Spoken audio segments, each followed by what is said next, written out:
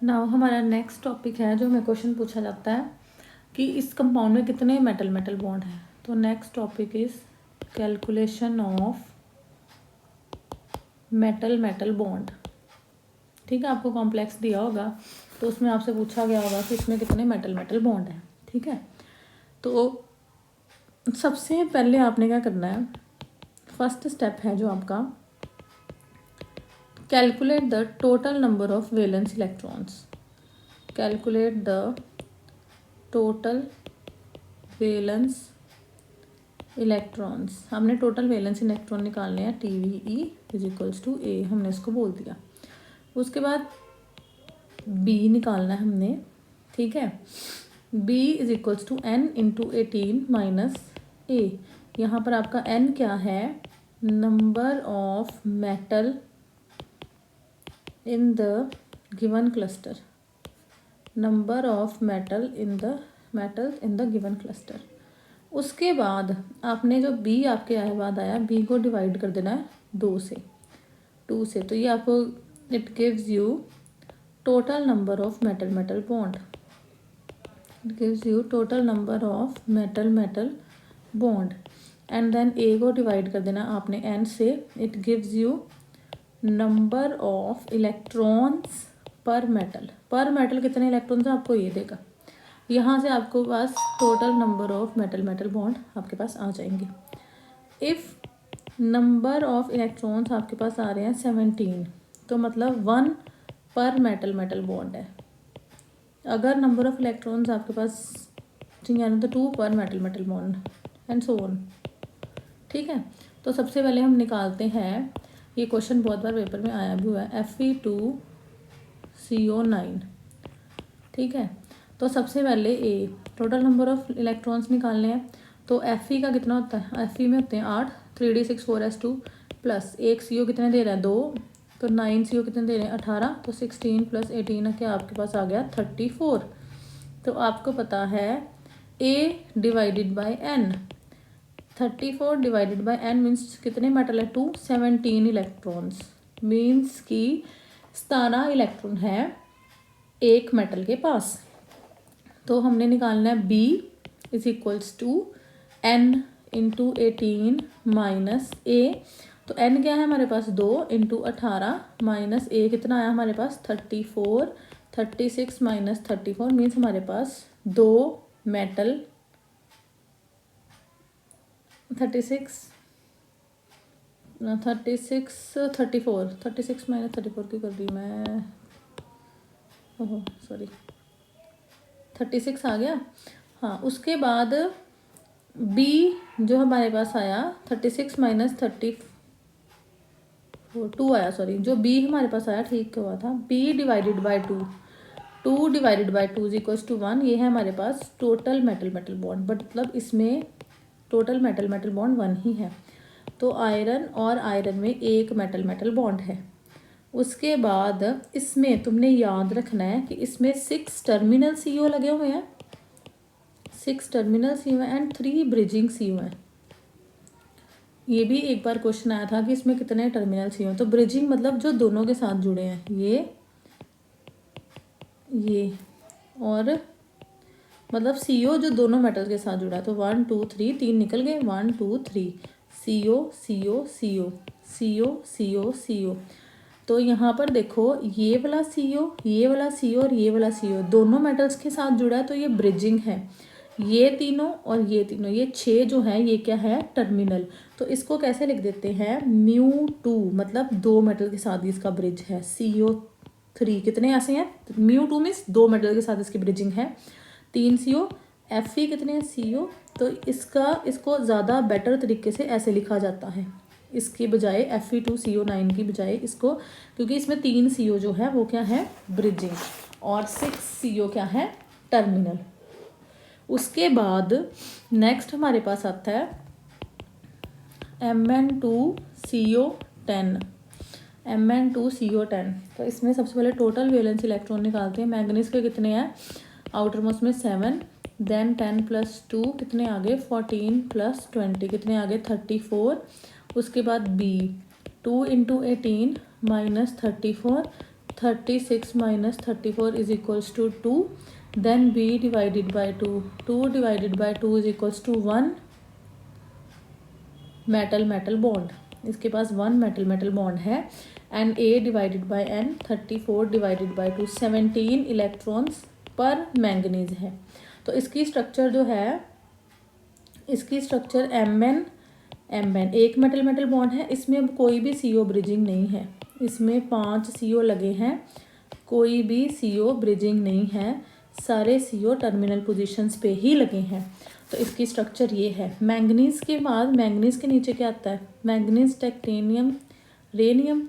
तो इसकी रेनियम, इनकी भी स्ट्रक्चर जो है वो सेम ही है. इनकी स्ट्रक्चर जो है वो क्या है, सेम ही है. राइट.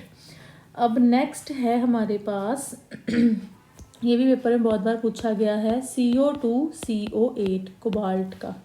तो इसमें भी पहले तुमने टोटल वैलेंस इलेक्ट्रॉन्स निकालने हैं.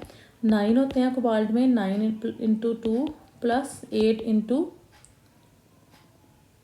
2, तो क्या आ गया 18 प्लस 16 क्या आ गया 34. बी क्या आपके पास आ गया 2 into 18 minus 34 is equals to 2. B divided by 2, 2 divided by 2, 1 metal metal bond है हमारे पास. उसके बाद A divided by N 34 divided by 2 17 electrons जो हैं पर मेटल हैं आपके पास. इसकी स्ट्रक्चर जो है ना, ये CO इसमें एक CO 2 CO ब्रिजिंग में है. टोटल कितने CO हैं 8, 6 CO टर्मिनल है. ये जो स्ट्रक्चर है सॉलिड फॉर्म में है. इसमें 2 CO ब्रिजिंग है और 6 CO जो है तुम्हारे पास वो क्या है, टर्मिनल है. बट तुम अगर सॉल्यूशन फॉर्म में बात करो इसकी, in solution form CO in solution no bridging CO, तो कोई भी ब्रिजिंग CO नहीं है. सॉल्यूशन फॉर्म में कोई भी ब्रिजिंग फॉर्म नहीं है. अगर मेंशन नहीं किया हुआ तो हमने सॉलिड को ही कंसीडर करना है कि ये कौन सी फॉर्म है. ठीक है जी. तो यहाँ पर आपके पास 2 ब्रिजिंग है.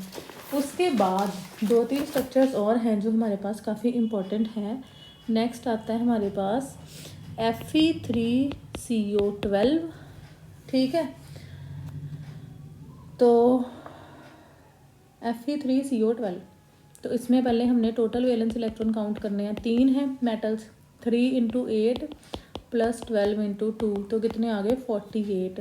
उसके बाद B कैसे निकालना है, N इंटू 18 माइनस A, तो क्या आ गया N इस 3 मेटल्स है ना, तो 3 इंटू 18 माइनस 48, तो ये आपके पास आ गया 54 माइनस 48 इज इक्वल्स टू, तो B divided by 2, 6 divide by 2 means यहाँ पे 3 मेटल मेटल बॉन्ड है टोटल. ठीक है. तो और 48 डिवाइडेड बाई 3 16 इलेक्ट्रॉन्स पर मेटल है. ठीक है जी. तो यहाँ पर 3 मेटल मेटल बॉन्ड है, तो इसकी स्ट्रक्चर कैसे बनाते हैं, Fe 3 ही मेटल है तो ये Fe.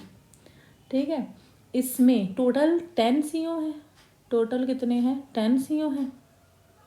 तो इसमें 2 CO जो है वो ब्रिजिंग है, 2 CO जो है वो ब्रिजिंग है, और बाकी कितने बच गए 8. इसके साथ लगे हैं 3, इसके साथ लगे हैं 3, और इसके साथ लगे हैं 4 CO. तो ये इसकी स्ट्रक्चर है 2 bridging CO and 10 terminal CO.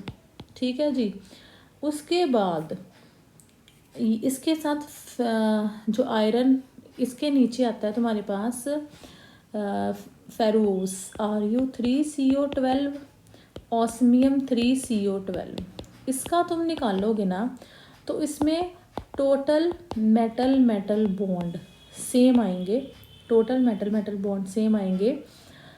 Number of electrons same आएगी, बट स्ट्रक्चर सेम नहीं आएगी. But structure not same. देखो इसमें, देखो ये जो थी आयरन, इसकी 3D और इसकी 2P की ओवरलैपिंग हो रही थी. ठीक है. अब यहाँ पे आयरन की जगह उधर के आ गया रुथेनियम और ऑस्मियम. मेटल का साइज बढ़ गया. रुथेनियम के केस में 4D और ऑस्मियम के केस में आ गया 5D। तो ओवरलैपिंग कम हो जाएगी तो ब्रिजिंग जो है वो डिक्रीज हो जाएगी। तो because metal size increases, ruthenium के केस में 4D आ जाता है, ऑस्मियम के केस में 5D ऑर्बिटल्स आ जाते हैं। तो ओवरलैपिंग क्या हो जाती है, ओवरलैपिंग लेस। ठीक है, ब्रिजिंग क्या हो जाती है, ब्रिजिंग जो है वो क्या हो जाती है, डिक्रीज हो जाती है। तो इसमें ब्रिजिंग नहीं होती है, मतलब इसमें क्या था, इसमें दो CO ये ब्रिजिंग पे लगे हुए हैं, 2 CO, but in case of this ruthenium and osmium bridging नहीं होगी। ठीक है, तो यहाँ पे क्या है, on moving from top to bottom in a group, top to bottom in a group, the bridging tendency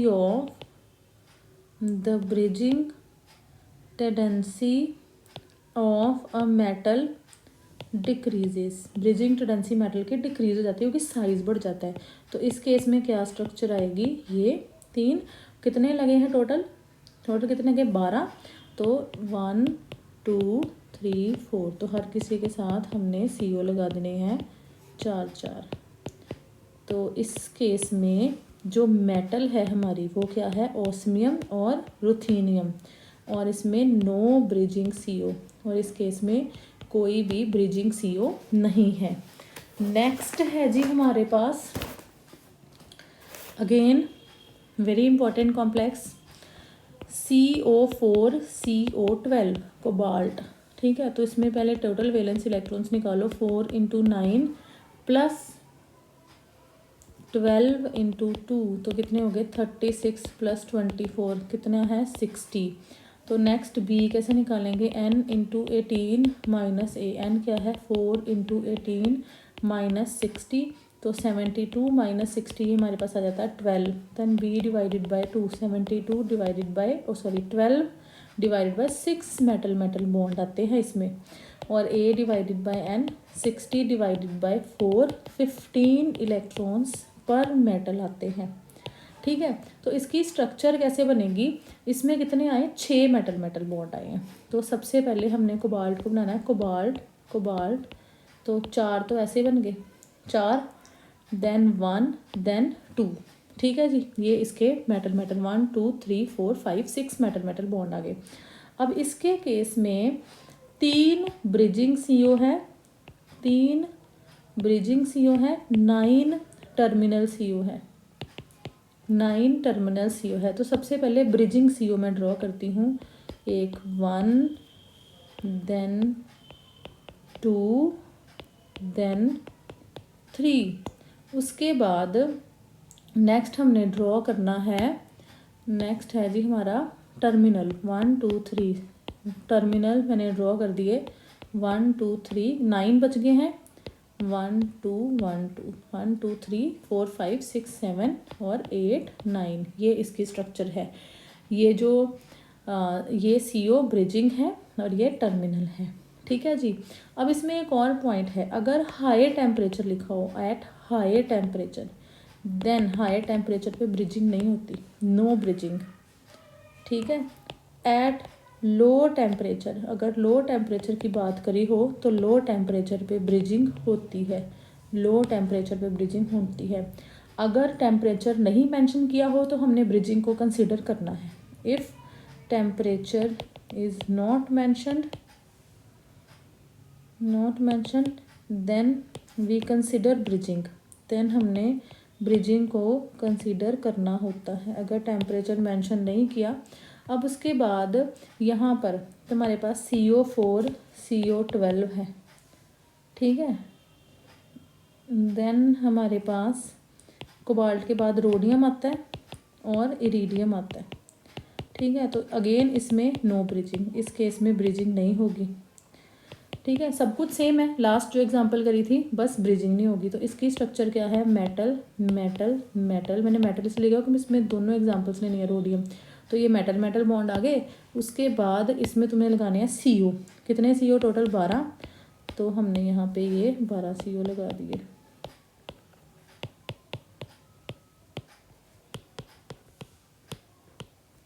ठीक है जी। तो यहाँ पे मेटल जो है वो क्या है, रोडियम एंड इरीडियम। ठीक है, तो रोडियम और इरीडियम के केस में ब्रिजिंग नहीं है, कोबाल्ट के केस में जो ब्रिजिंग है।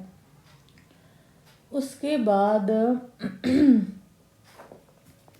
नेक्स्ट अगर हम बात करें स्क्वायर प्लेनर कॉम्प्लेक्सेस की, तो स्क्वायर प्लेनर कॉम्प्लेक्सेस के केस में सब कुछ सेम है जी, बस स्क्वायर प्लेनर कॉम्प्लेक्सेस में 16 इलेक्ट्रॉन, आपको पता है मैंने बताया था 16 इलेक्ट्रॉन्स जो ज़्यादा स्टेबल होते हैं, 16 इलेक्ट्रॉन रूल फॉलो होता है।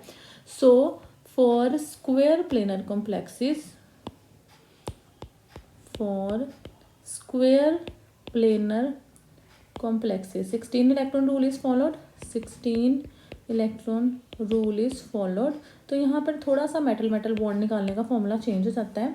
तो यहाँ पे ए टोटल वैलेंस इलेक्ट्रॉन निकालने वो तो सेम ही है, total valence electron is equal to, तो B is equal to N multiply by 16 minus A कर देते हैं। Then again B divided by D, total number of metal bond. तो इस यहाँ पे बस जहाँ पे वहाँ पे 18 था वहाँ पे हमने लगा दिया 16। तो स्क्वायर प्लेनर कॉम्प्लेक्सेस के केस में हमने ऐसे निकालना है, राइट। ठीक है जी। तो ये आपके आगे total number of metal bond हमने कैसे निकालने हैं ये हमने आज डिस्कस किया है।